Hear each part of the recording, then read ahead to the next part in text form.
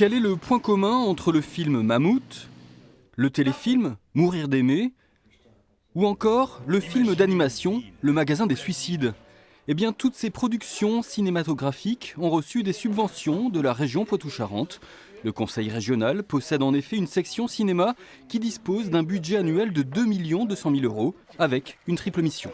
Donc à savoir le pôle d'éducation à l'image, le dispositif national lycéen au cinéma, toujours le bureau accueil de tournage, mais là c'est l'ensemble du fonds d'aide, la préinstruction mais également le suivi, les notifications, les paiements, qui est le plus important pour les productions.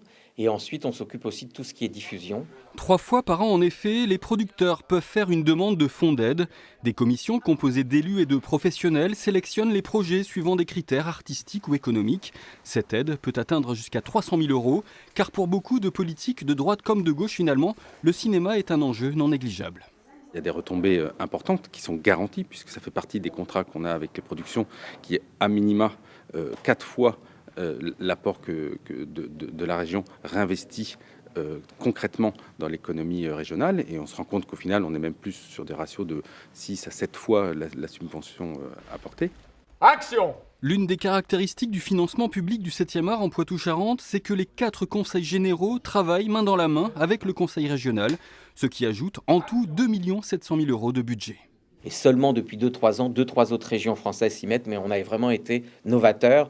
Et en cette période de crise, ça fait du bien d'avoir pris de l'avance parce qu'en ce moment, les budgets se resserrent et il y a de moins en moins de production. Donc de moins en moins de production potentiellement pouvant venir en région Poitou-Charentes.